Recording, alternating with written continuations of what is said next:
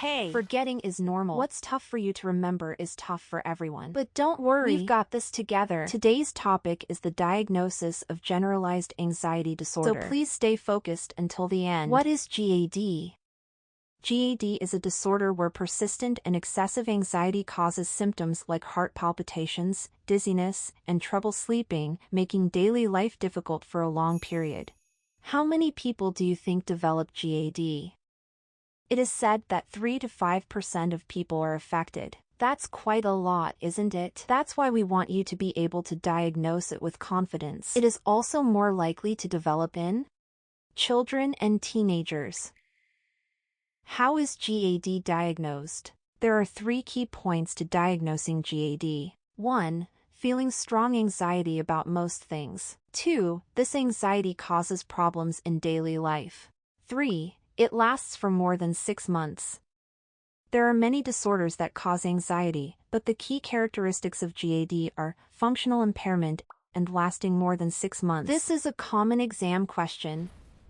The exact cause of GAD is unknown, but possible factors include genetic predisposition, personality traits, and neurological conditions, stress, trauma, and alcohol or drugs abuse. Now, let's actually diagnose the patient in front of you.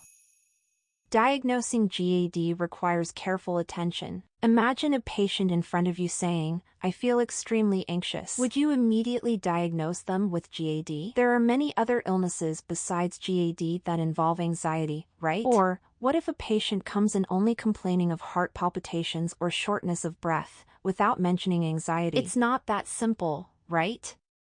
Let's go over the background of GAD diagnosis.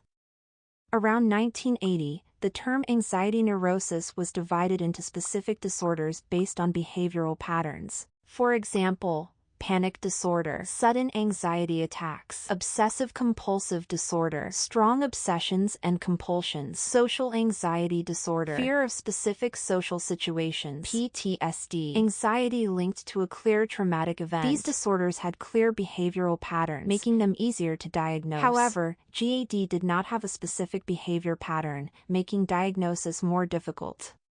Now, let's review the specific diagnostic criteria. GAD has 6 main symptoms, and a diagnosis requires at least 3 of them: restless, easily tired, irritable, muscle tension, can't sleep, can't focus, and a diagnosis requires at least 3 of them. Let's use a simple story to help you remember these symptoms. Imagine the night before an exam. Tomorrow is the test. I feel restless.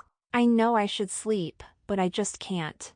I stay awake all night and wake up exhausted. Sleep deprived, I can't focus at all.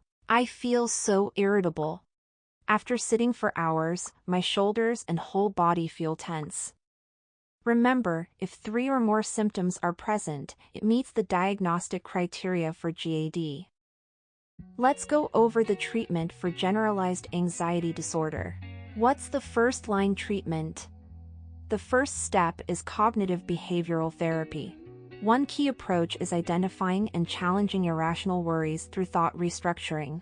However, CBT alone is often not enough, so medication therapy is commonly added. What's the first-line medication?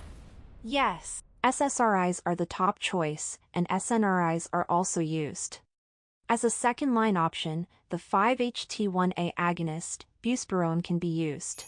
For short-term relief, benzodiazepines may also be considered. You can check out our other videos for a detailed explanation of these medications. Now, let's reinforce this knowledge by solving some practice questions. A 29-year-old man visits the clinic with concentration issues, fatigue, and insomnia lasting over 6 months. Since his teenage years, he has dealt with excessive worry about family and relationships. His exam and lab results are normal, and he is diagnosed with generalized anxiety disorder. He recently got married and is concerned about medication affecting his sexual function. He also has a history of alcohol dependence and has just completed rehabilitation. He has started CBT along with medication therapy. Which long-term medication is best for him? The answer is buspirone. But why not SSRIs, which are commonly used as first-line treatment for generalized anxiety disorder? SSRIs are widely used to treat GAD, but they come with side effects, particularly sexual dysfunction. Since this patient is concerned about medication affecting his sexual function, SSRIs may not be the best option for him. Buspirone is a 5-HT1A partial agonist. It effectively treats GAD without causing sexual dysfunction. It has low abuse potential, meaning it is safe for patients with a history of alcohol use disorder. Additionally, it does not cause sedation or dependence, making it a suitable option for long-term anxiety management. Because of these benefits, buspirone is the best treatment for this patient. Benzodiazepines are used for short-term anxiety relief but are not recommended for long-term GAD treatment. And an important point to note is that this patient has a history of alcohol dependence.